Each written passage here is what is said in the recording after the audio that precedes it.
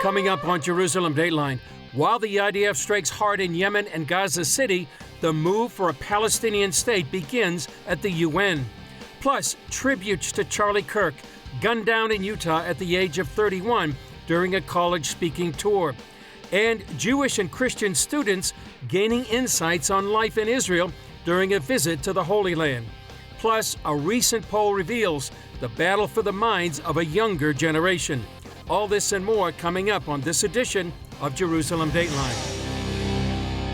Hello and welcome to this edition of Jerusalem Dateline. I'm Chris Mitchell. While more than a dozen nations are about to announce recognition of a Palestinian state at the UN, Israel approves plans on the ground that would stop a Palestinian state from becoming a reality. Meanwhile, yesterday, Israeli officials sent their condolences and condemned the assassination of Charlie Kirk as the Jewish state continues to defend and fight its own war against terrorism and remember 9/11 and October 7th. Here's the latest on all these and other stories. In a post on X, Israeli Prime Minister Benjamin Netanyahu said Charlie Kirk was murdered for speaking truth and defending freedom. A lion-hearted friend of Israel, he fought the lies and stood tall for Judeo-Christian civilization. I spoke to him only 2 weeks ago and invited him to Israel. Sadly, that visit will not take place. We lost an incredible human being. As Israel continues to take criticism for its targeted attack on Hamas leaders gathered in Qatar on the eve of the worst attack ever on American soil, Netanyahu on Wednesday compared America's response after 9/11 to Israel's October 7th reaction. What did America do in the wake of September 11th? It promised to hunt down the terrorists who committed this heinous crime wherever they may be. And it also passed a resolution in the Security Council of the UN 2 weeks later that said governments cannot give harbor to terrorists.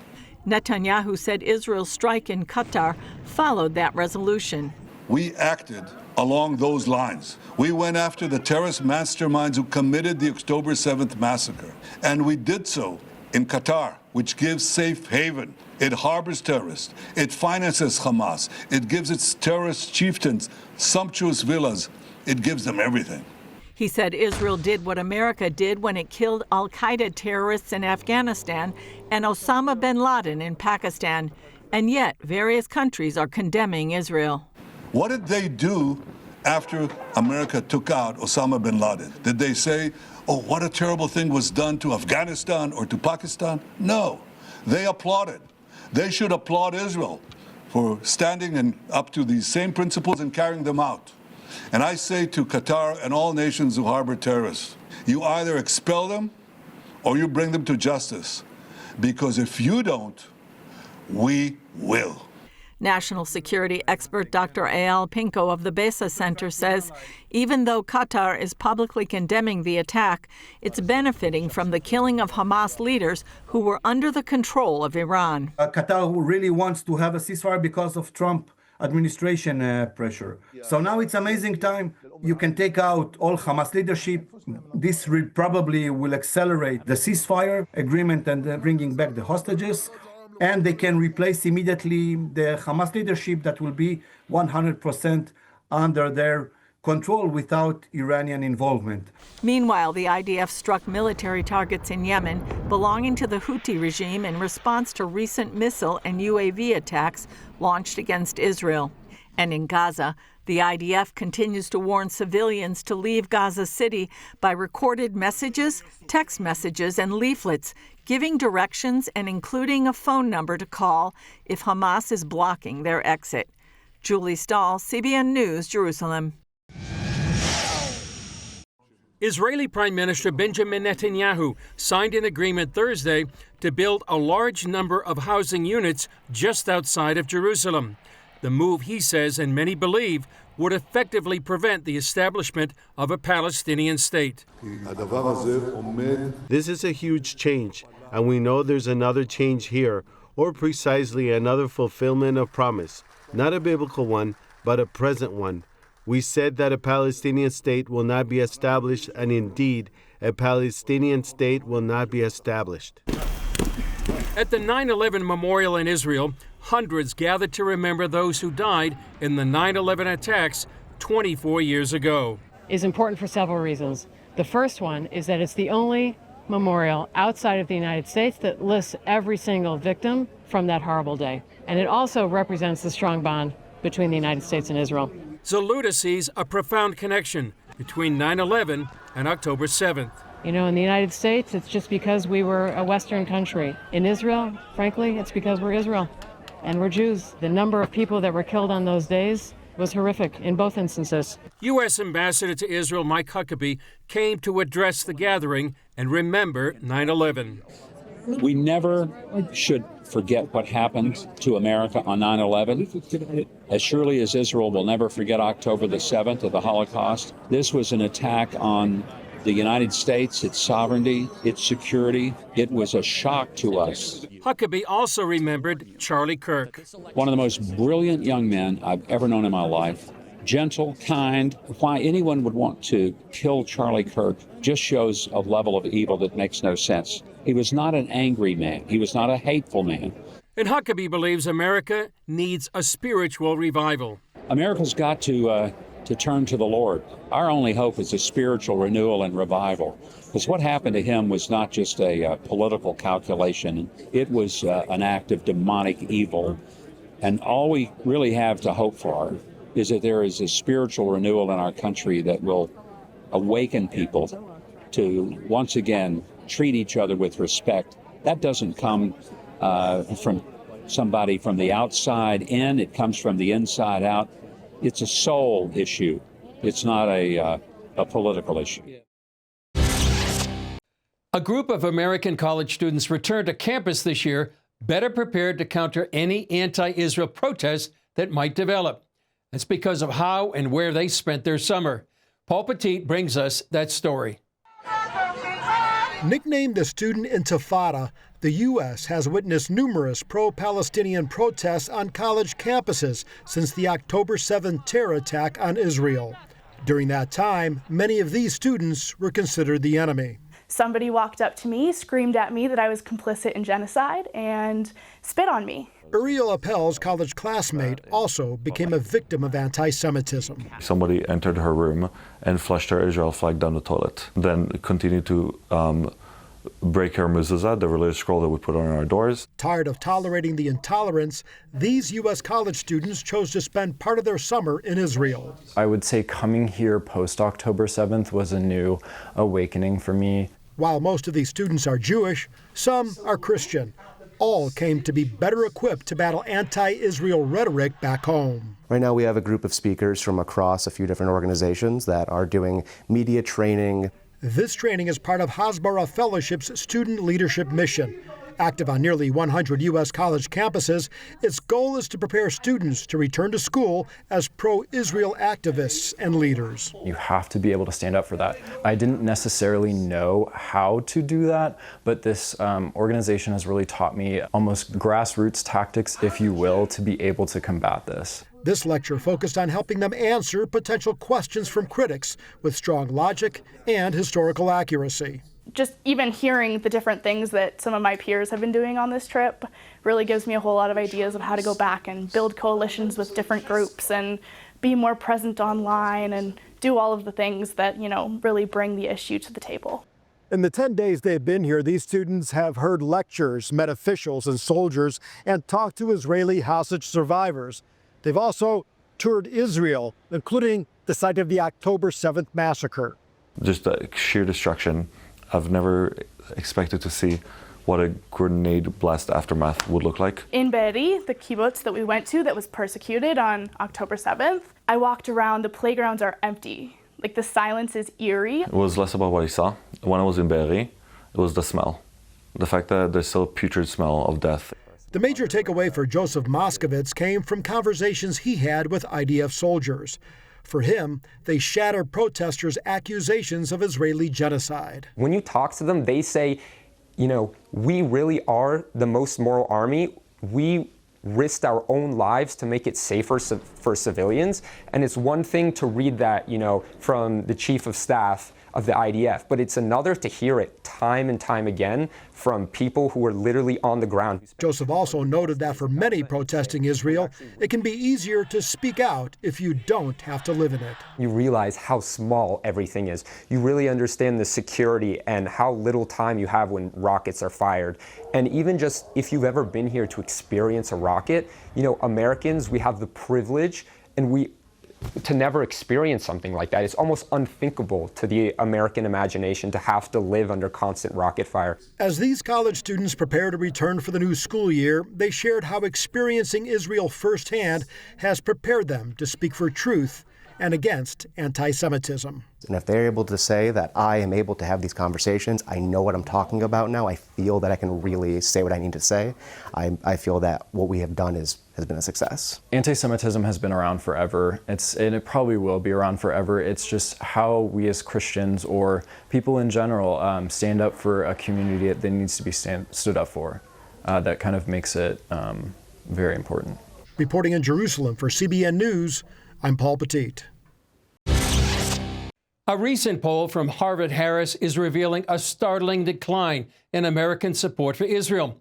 60% of young Americans aged 18 to 24 now support Hamas over Israel. CBN's Raj Nair sits down with human rights activist Josh Ahrens to break down and analyze the data. Josh, what was your reaction to this poll? Raj, this is huge. It's terrifying. A majority of Americans under 25 support Hamas, which means they support violence, they support rape, they support kidnapping, they support murder. To get a political result that you want, that is absolutely terrifying. And I think it's just a preview because right now it's on an issue that seems to be half a world away. But what about when all of that attitude is turned towards issues closer to home? That's to me the shocking thing is, you know, people in the West Bank, people in other parts of the Middle East, even people in Gaza seem to have a more negative view of Hamas than people in the United States and on these college campuses. I just don't think people really understand what Hamas is, what the Muslim Brotherhood is, what they stand for. You know, the opening line of the opening charter of Hamas said, quote, Israel will exist and continue to exist until Islam obliterates it.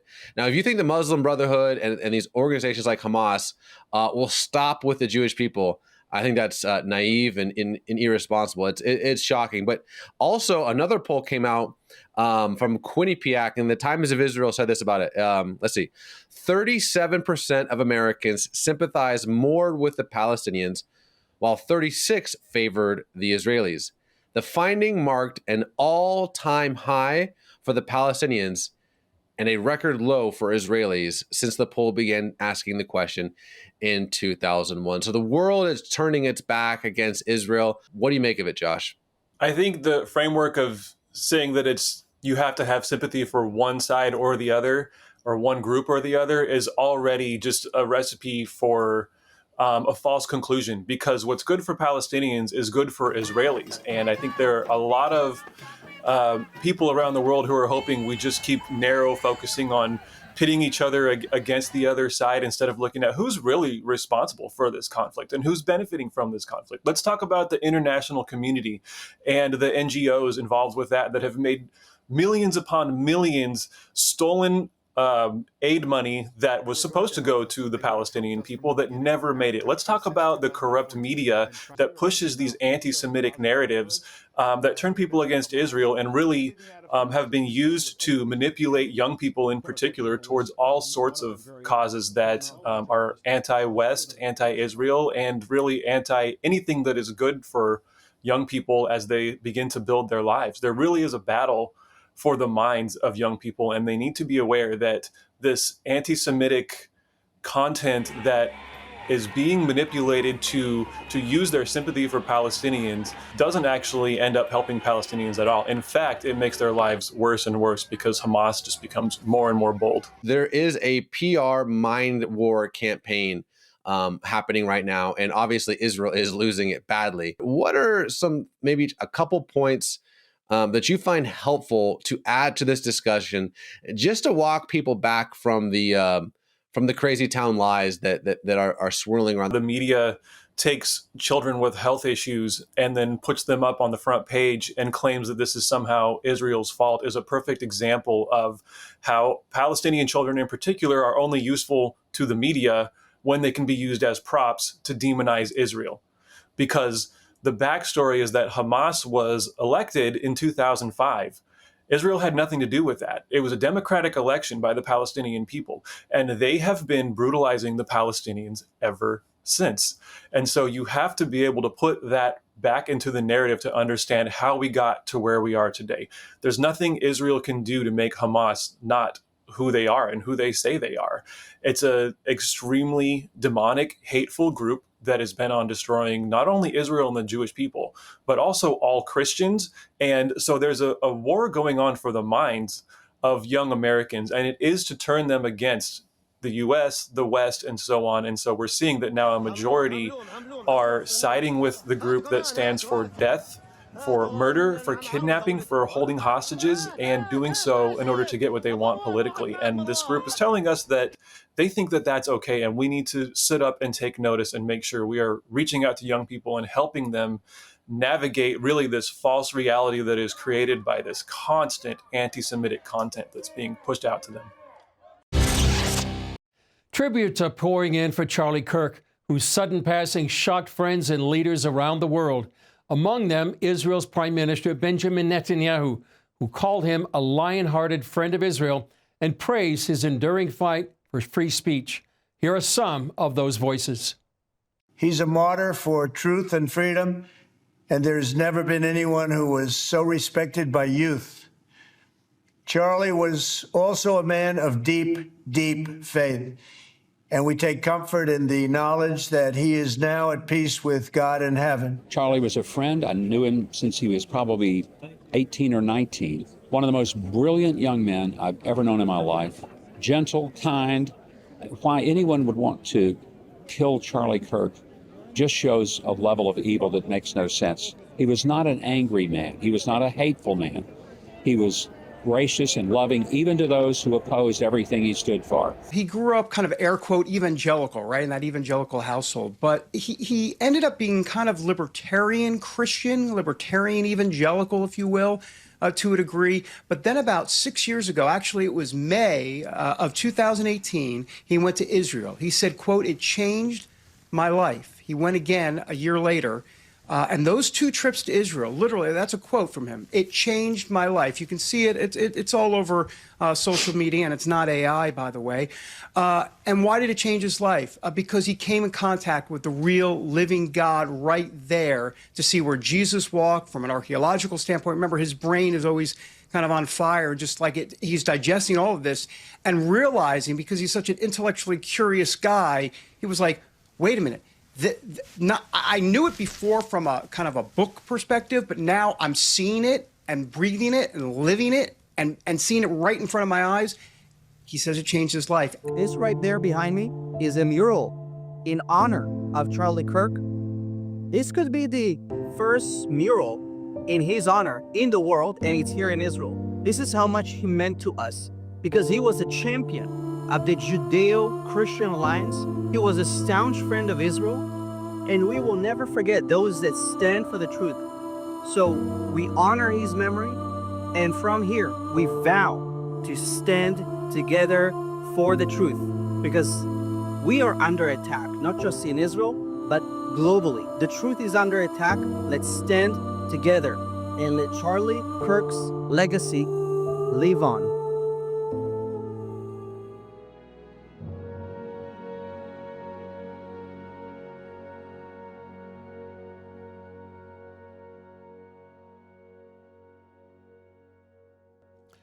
To end on a more positive note, another organization with a heart for reaching Gen Z is the Philos Project. Despite the seemingly prevalent pessimism out there, the executive director, Luke Moon, is optimistic about the American youth. Here's our recent conversation with him. Luke Moon with the Philos Project. Thanks for joining us. Glad to have you here. Glad to be here. Thanks for inviting me. Tell us what the Philos Project is all about. Well, we promote positive Christian engagement in the Near East, doing a couple of things. We raise awareness about the persecution of Christians in the region, and then encourage Christian support for Israel and the Jewish people. Yeah, and you do a lot with Gen Z. We do. Yeah. Gen Z is one of my favorite groups of people. Yeah. We started a program a couple years ago called Generation Zion. So you can imagine Gen Z fits into that. Sure. And we thought, I'm not so sure that this generation is turned off by Zionism, is turned off by the idea of Israel and God's plan and purpose for Israel. And we've proven to be successful in gathering Gen Z to stand with us. So you're optimistic? I am very optimistic. There's a lot of issues where, things like Gen Z wants to get married young, they want to have big families, they're looking for tradition. There's been a spike actually in the number of Gen Z going into more traditional churches like the Orthodox or Anglican or Catholic churches, but even joining very traditional churches. They're really hungry. I think what they're searching for is rootedness and tradition. And what better place on earth to find rootedness and tradition than here on Mount Zion? Yeah, goes back as 4,000 years. It does. Is there a battle going on right now over Israel? Oh my gosh, is there a battle on so many fronts? And I would say, the pessimism that's out there, I think is founded and is real. We are losing support on the right among certain voices are becoming very loud, but I'm not despairing because I'm seeing also such good fruit from the people that I'm bringing to this land, but also what I'm seeing out there. Like I said, particularly on Gen Z, you see them good on so many issues. Maybe they're not great on Israel, but they're largely uninformed. How important is this battle? I mean, what's at stake? Man, well, what's at stake is American support for Israel. I mean, we're seeing on the left that has almost, at this point, support for Israel on the left has almost evaporated. And then now we are seeing voices on the right, again, coming in, folks like Tucker Carlson or Candace Owen, but also some members of Congress on the Republican side, Marjorie Taylor Greene and Thomas Massey, are also beginning to kind of turn and become very vocal against Israel. And, we have seen it over and over when these nations begin to turn on Israel and the Jewish people, that's when they begin to decline. And I would hate to see that for America. So how do you combat this? Well, there's a lot of education has to happen. I think we have to show this generation and also the ones that come before it that God does have a purpose and plan for Israel. I do a lot of my make the case for Israel out of the New Testament. I began to really explore how does Jesus and Paul speak to the issues like the covenant and their purpose, and does that continue? And so helping explain and show this generation that it's right to support Israel and the Jewish people. It's biblical to support Israel and the Jewish people. And God has a special plan for the people in this land. And we should be excited to be a part of it. And helping to make a difference for the next generation is also CBN Israel by delivering food parcels for widows and single moms in Beersheba who lost their livelihood after the war with Iran. CBN Israel is in Beersheba, which is really hard hit by the war with Iran. Right now, we're doing a food distribution for single moms and widows who live on the periphery. The name of our organization is Streams in the Desert, and we do a lot of work with CBN, specifically with single moms. Because of everything our families just went through, CBN have brought food parcels for them. Some of them were not able to work. Some of these groceries actually mean yes, food on the table, no food on the table. I want to say thank you for this work. Well, that's all for this edition of Jerusalem Dateline. Thanks for joining us. Remember, you can follow us on Facebook, Twitter, Instagram, and YouTube. And please keep praying for the peace of Jerusalem, for protection for Israel, and that all the hostages will be brought home safely and soon. We would like to leave you with some scripture from Psalm 46, verse 1. God is our refuge and strength, an ever-present help in trouble. Encouraging words. I'm Chris Mitchell. For all of us here at the Jerusalem Bureau, we'll see you next time on Jerusalem Dateline.